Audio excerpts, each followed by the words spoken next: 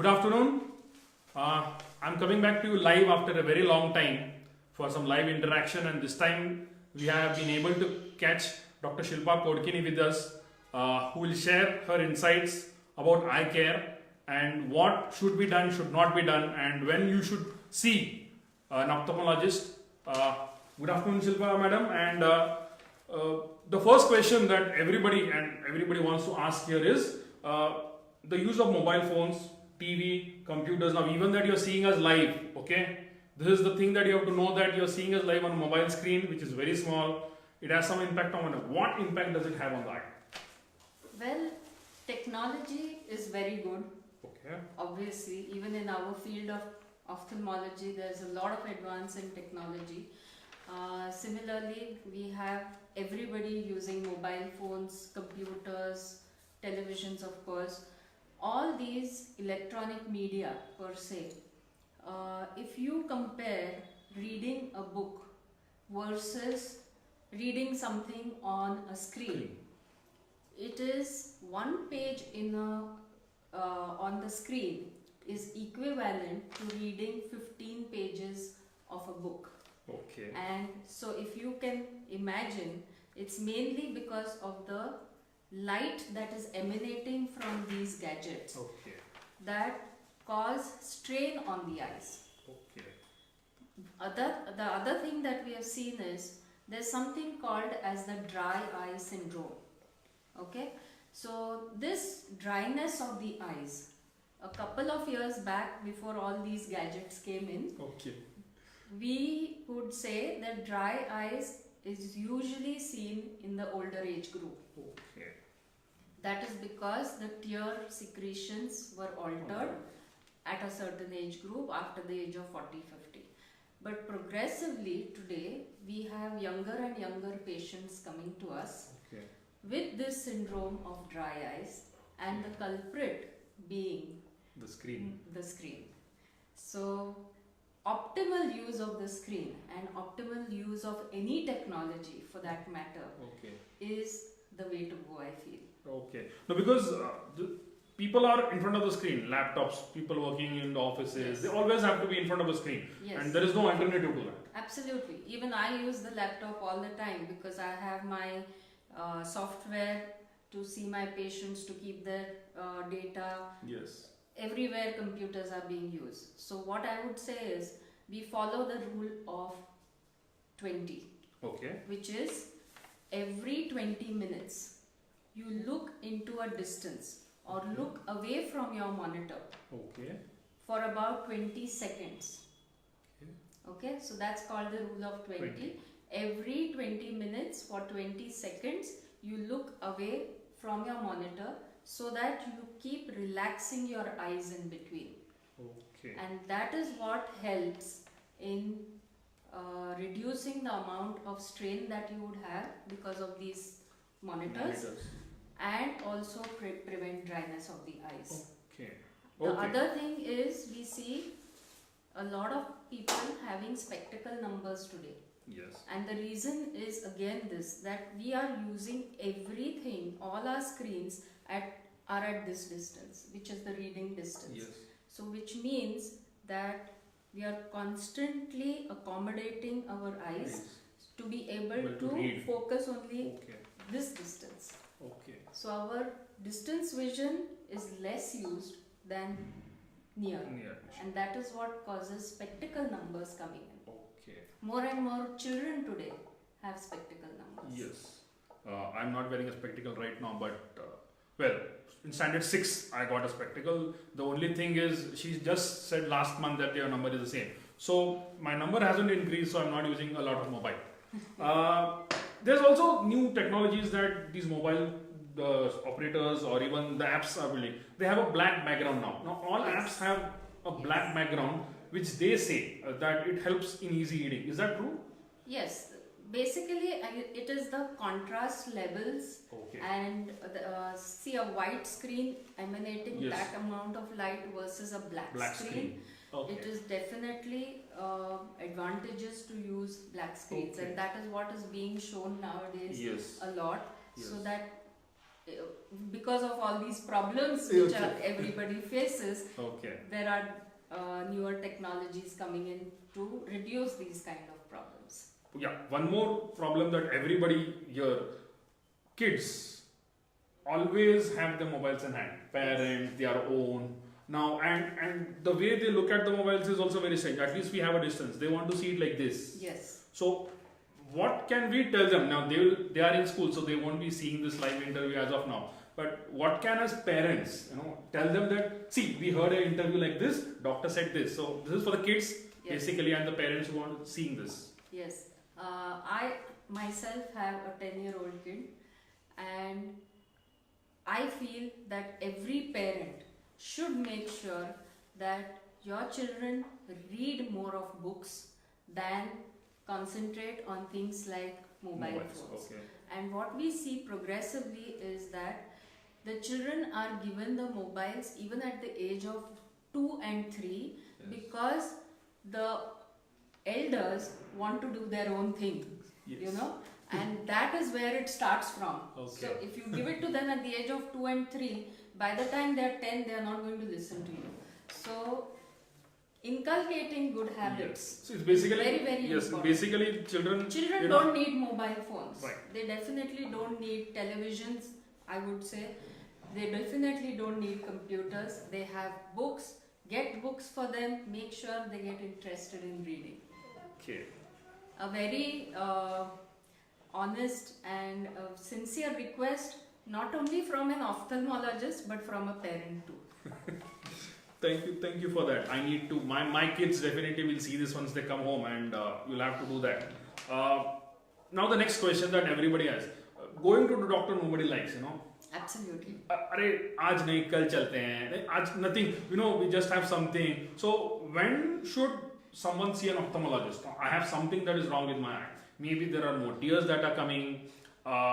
Even I had a problem that this in the right eye had always tears for any damn reason.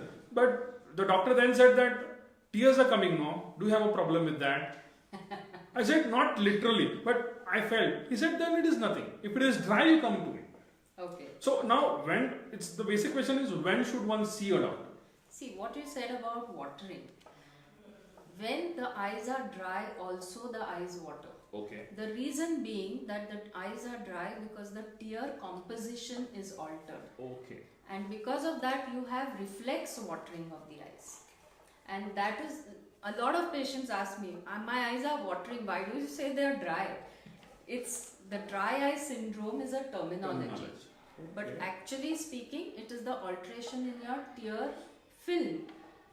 When we blink and open our eyes, this tear film goes down and goes out. Yes. So it keeps our eyes moist. And with dryness, this moistness is reduced.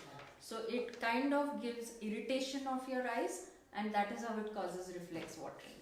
So watering actually is one of the forms of dryness. Okay, so the basic again problem, when should we see? You say 40 you should have a checkup. Yes. Even kids now, they are seeing the mobiles. We don't know. I would say, and nowadays in every school, there are health checkups that are being done. A part of it is also vision checking. So I would say from at least once, when the child is about 5 years old, when they start reading, that is when you need to just get a checkup done to make sure that your child does not have a spectacle number or anything of the sort. The other, usually the healthy period as far as the eyes go is usually between up from the time you're born till the age of around 40, where mostly, unless you have spectacle numbers, and of course this problem of dryness, people normally don't see ophthalmologists. But after the age of 40, it is mandatory to get an eye checkup done at least once a year. Okay. Now, why at the age of 40?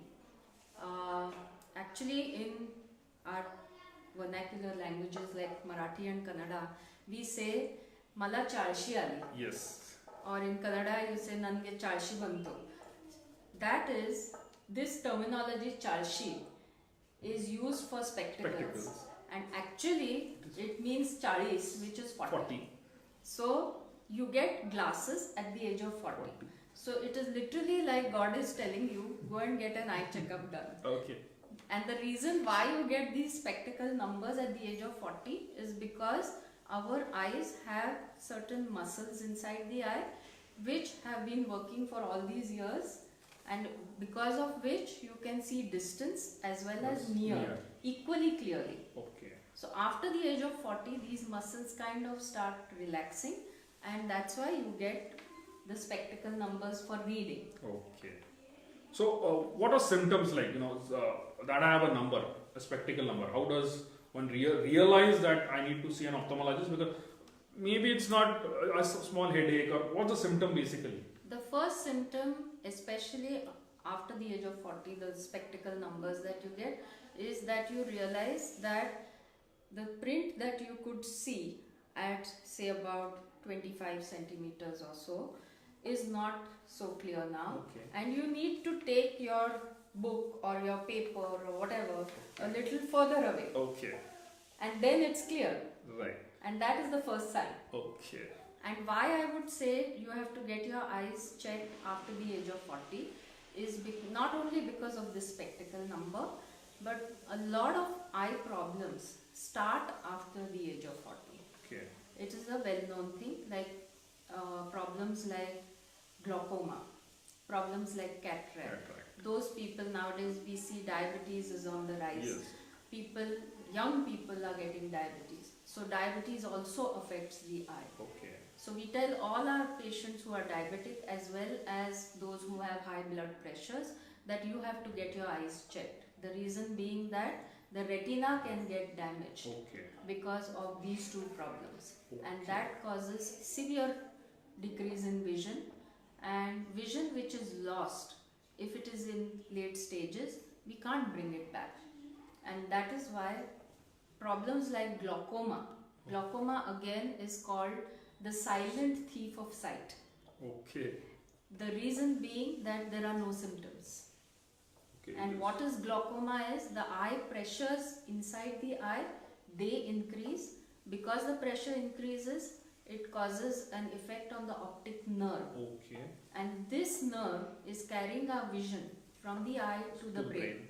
So if this connect is reduced, this kind of impulses which are going to the brain are reduced, your vision is obviously going to get reduced. Okay. And as you know that any nerve in the body, once damaged, there is no regeneration.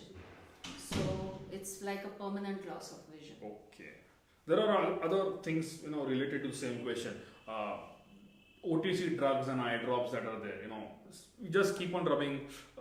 Mera aankh bahut laal ho gaya hai. You just go to a pharmacist and, buy some over-the-counter drug and an eye drop basically. And so, is that safe enough, or even for that you should always see your doctor first? Because I would say always see a doctor, because whatever small problem, like now for example, red eyes. Yes. You have redness of the eyes. The first thing that anyone would think, even sitting at home, is that you have conjunctivitis. Yes. Dole aale mata. Yes. Okay. But every red eye is not conjunctivitis. So that is the reason why it needs to be checked. That is one thing. The second thing is, very often we have seen in our practice that we do get people who just go and take drops off the counter. Nobody is accountable for it. And very often it is steroids which are given. Okay. Because steroids reduce the redness immediately. It's like we see a lot of these masons. Yes. They have fever, cough, cold. Yes. They go to the general practitioner or anybody and just take an injection and start work, because they are on daily wages. Yes. So that is something which should never be done, where the eye drops and medication, any medication, is just taken from somebody off the counter, or listen to your friends and say, I had a red eye, so I took this drop, so you put this drop. Never do that. And I would like to take this opportunity to say that we see progressively nowadays, it's the era of internet. Yes. Because of which you get everything online. Google Doctor is there. Google, Amazon, you shop sitting in your house. Yes. Similarly, you get spectacles sitting in your house. Yes. So what is the need to see an ophthalmologist? But after the age of 40, it is not only the spectacles. You take your spectacles in the house if you want online. I have no problem about that. But you get your eyes checked for eye pressures so that you are ruling out glaucoma. Right. And also you get your retinas checked. Correct. Because anything, all these problems like glaucoma, diabetic retinopathy, hypertensive retinopathy, we have something called as age-related macular degenerations. Okay. All these problems, if they are detected early, we can prevent loss of vision. Okay. And we can permanently maintain your vision if it is detected early. Okay. Anything in late stages, nobody can do anything with that. Okay. Now we have come to a stage of loss of vision. There is also organ donation and eye donation is on a high. Everybody does that. So if I want to donate my eyes, so how does this procedure and totally up to removing the eye and implanting it into the new patient, and how does it really work?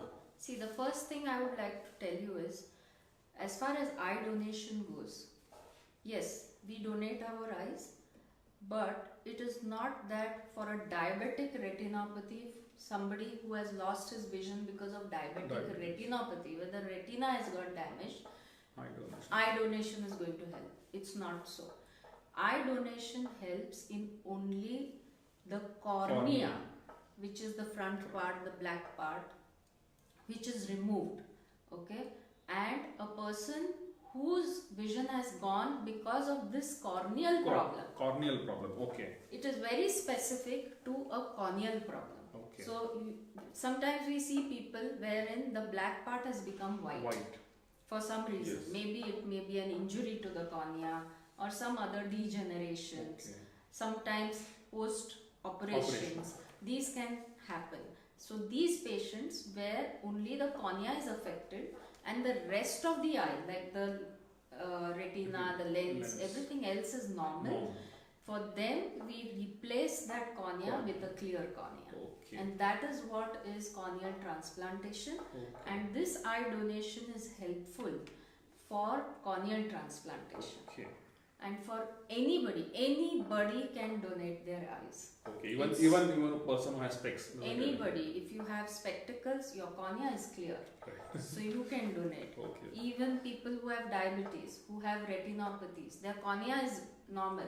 Their retina is the one which is affected. Okay. Anybody can donate their eyes, and at the same time, there are specific conditions like people who have HIV. Okay. They are HIV positive, or some people who have certain kinds of cancers like blood cancers. Okay. So those are some patients in whom even if they donate their eyes, we are not able to use it for corneal transplantation, but we can use it for research purposes, because there are a lot of research going on now where we are trying to do retinal transplants. Okay.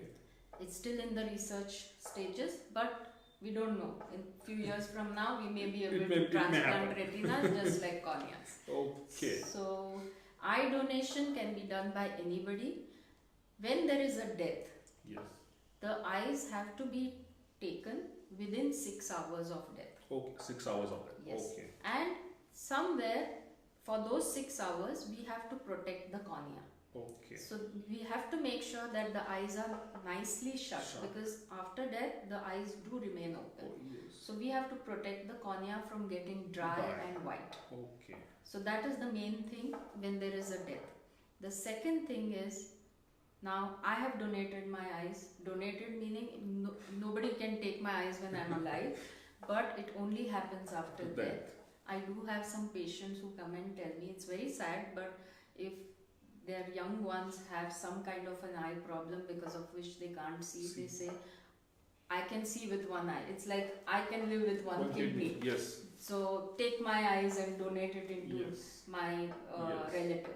But it is absolutely not done, and it's not required, because this kind of rejections that happen with kidneys, heart, all these transplants, they are very much less in the corneal transplants because cornea does not have blood supply. Okay. So the rejections are very, very low. Okay. So anybody can donate. It's not that the relative has to donate. Okay.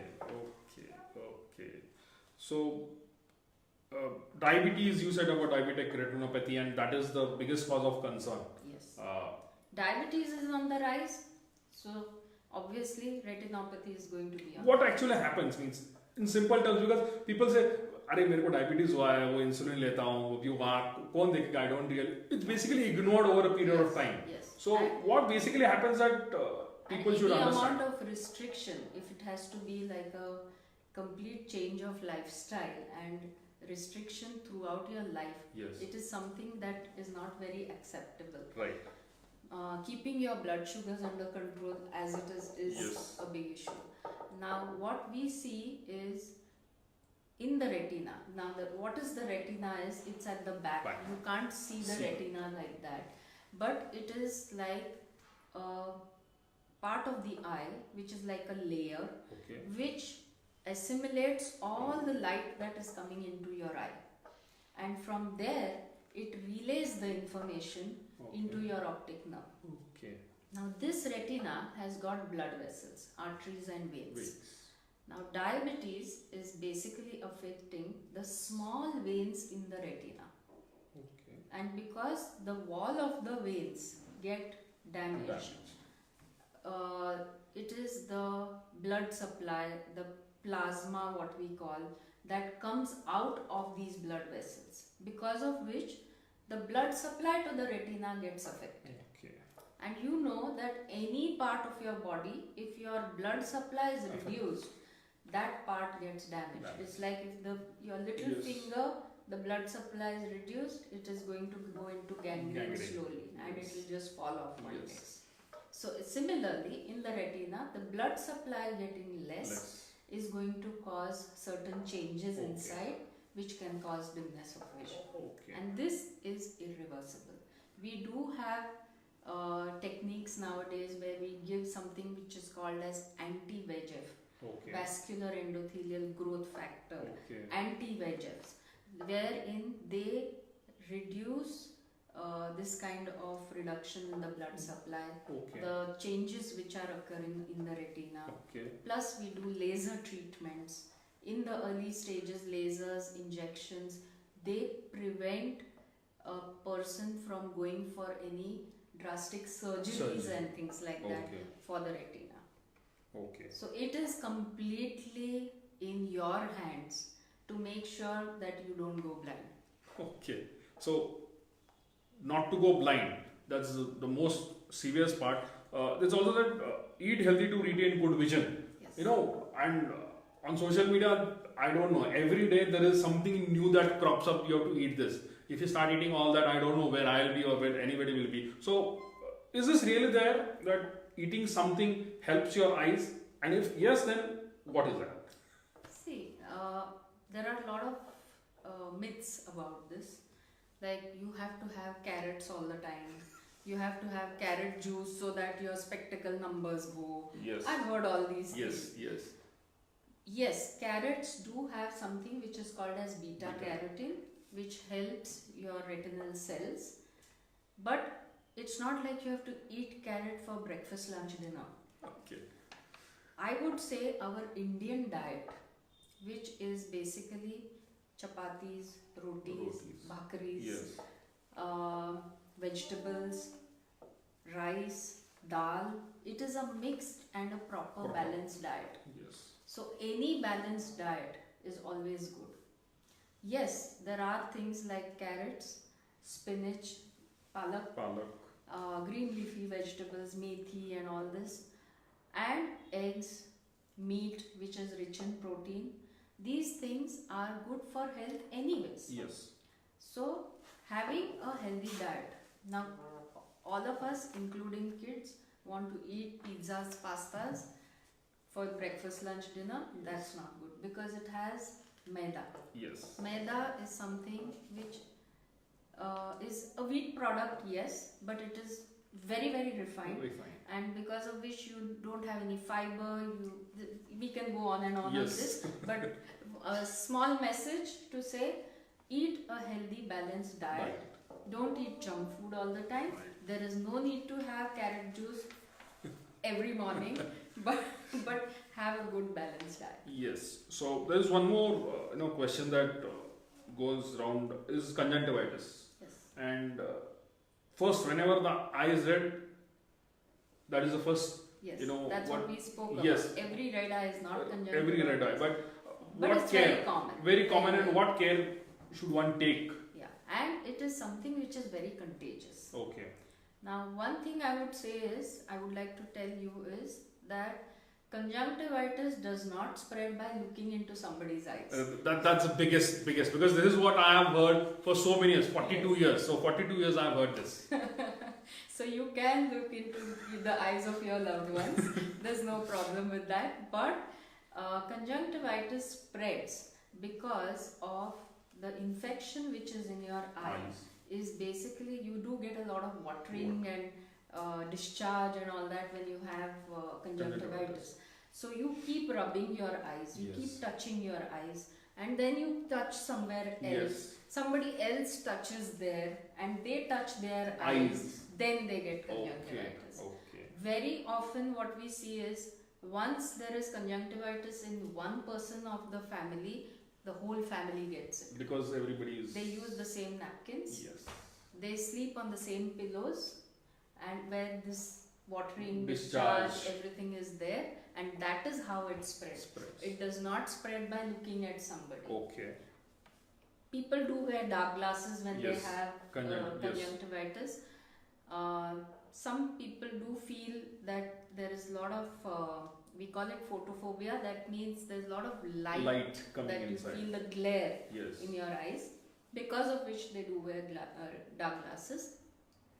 And the other thing is, I tell my patients to wear any kind of glass, even if it is plain, because when you try to touch your eye, you realize that your spectacles are there, and you realize you should not be doing it. Yes. So you have to take some amount of personal hygiene there, where you don't keep touching your eyes. Okay. So we have been speaking for about 20 odd minutes, and I need to check if there are any live questions. Are there any live questions as of now? No. So one more thing that I wanted to ask you is, always there is thing that one should see after the age of 40. Okay. Basically for hypertension, diabetes, and things related that happen later on. What about, I went to a doctor when I was in 6th, basically an ophthalmologist, because I had a mild headache, and he says you have spectacle now. So how does one realize it? Because especially in kids I'm speaking, because they really don't realize. And see, what they feel is, what they have been seeing for all these years is normal vision. Yes. It's only when they grow older that they realize that their friends telling, oh look there, that is blurry for me. That's when they probably realize. Okay. But by then, they would have lost a lot of time. Yes. And like I said, in schools nowadays, they do checkups, and they do find out that there's some eye problem, which is a very good thing. No, but in the house, if you could see, maybe the kid is taking the book a bit. Yes, sometimes children who have these minus numbers, they hold the book very close. Okay. Some of them, they have headaches. Now, especially plus numbers, which is what is called as hypermetropia in our terminologies, but a plus number causes a lot of the muscles need to work extra, because of which you get the strain and headache. That is one. People with minus numbers don't get headaches. Because they can see near. Yes. They are short-sighted. They can see near, they can't see distance. So they are not really straining their muscles because they can see near. Correct. So they don't get headaches. But their distance vision is affected.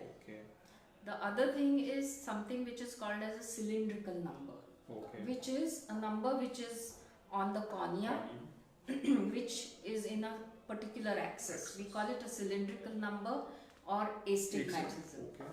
So these people who have this kind of a cylindrical number, they need to strain their eyes.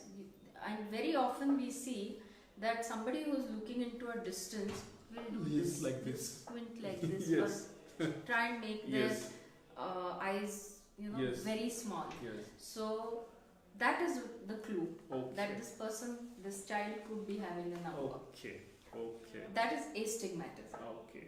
But in plus numbers, it may or may not May happen. not happen. Okay. Headaches, yes, headaches, the squinting of the eyes, Yes. trying to see, or rubbing Rubbing the of the eyes. eyes, Rubbing yes. the eyes is another thing, because if you rub your eyes and you take your hand off, you feel your vision is improved. Okay. So we see a lot of children who keep rubbing their eyes to be able to see better. Okay. And that causes allergies in the eye. Okay. Okay. So it's like a vicious cycle. Vicious. Okay. Now we have also heard that you are shifting to a new premises, which is, I think, state of the art in Ayodhya Nagar, if I am not Yes. correct. Yes. So please tell me about the new premises that you are shifting to, and what are new things or new machineries you have bought in there for better treatment. See, first of all, I would like to tell you, shifting as in we are starting a new branch. Okay. We are not closing our The Maruti Gali. premises in Maruti Galli. We have had great innings in Maruti Galli, Yes. I would say. Of course, it has helped because my parents Yes. have been there for more than 50 50 years. And because of that, I took the advantage of that. But it's been very nice in Maruti Galli, and like we discussed that ophthalmology, there are a lot of technological advances that keep happening, Yes. and I would proudly say that we have always brought in newer technology even in Maruti Galli, and for the betterment of our patients, to be able to diagnose things better, to be able to give better treatments. We have been, when I came to Belgavi 19 years back, and in the year 2000, and we started phacoemulsification. We were the pioneers in starting phacoemulsification technology, which is the small incision cataract surgery. Correct. Now 19 years later, of course there have been small technological advances even in phacoemulsification. We've gone to MICS, which is micro incision. Okay. So the incision went from 3.5 to 2 millimeters or 1.8 millimeters. Okay. And now in our new premises, we are going for another technological advance, which is called as zeptocataract surgery, whereby the surgery per se is going to get more precise. Okay. When we do a cataract surgery, the first thing we do is make an opening in that lens. Yes. So this opening in the lens has to be very, very precise. And if it is precise, the rest of the surgery is a cakewalk. Yes. And the other thing is, like, the first step has to be perfect. Yes. So this is what Zepto is going to do for us. Okay. And because of this opening being so very precise, the lens that is put inside the eye. Now you know that when we do a cataract surgery, we put in another lens implant. Now this implant, the precision with which it is placed into the eye, this is very, very important for perfect vision.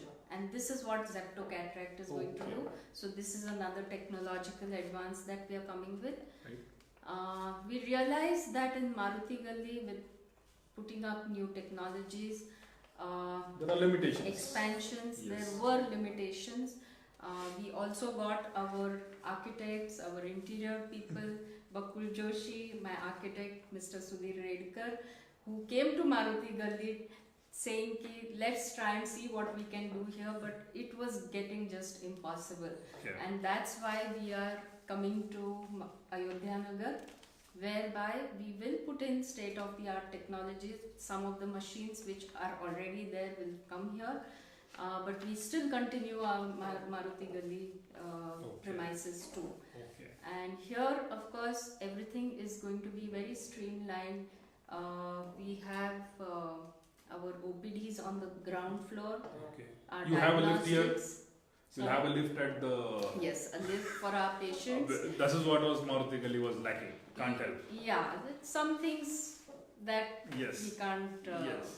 avoid there, but these were some of the things in our Yes. mind that we will be able to give a kind of a very streamlined kind of place where, and now we have more doctors with us in Maruti Gali. If we had a problem to even give them a consulting room. Yes. So these are certain things Yes. where that's the reason why we are coming to Ayodhya Okay. Nagar.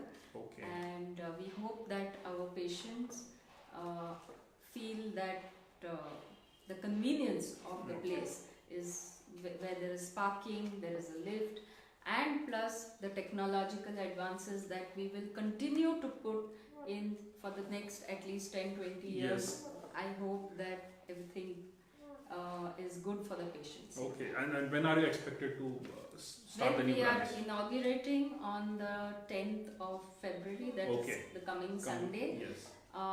We have invited a lot of people. We are having the inauguration, plus we are having people coming in on the 10th as well as the 11th. Okay. We want the blessings of everybody so Yes. that we do good for the community at Okay. large.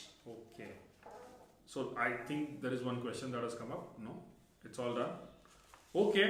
So it was a pleasure talking to Dr. Kodkany here over what is that. Everything is based on vision. So it was nice talking to her, and hope the listeners, the viewers have got some insights on what basically they have to do, not to do, and what they can basically do.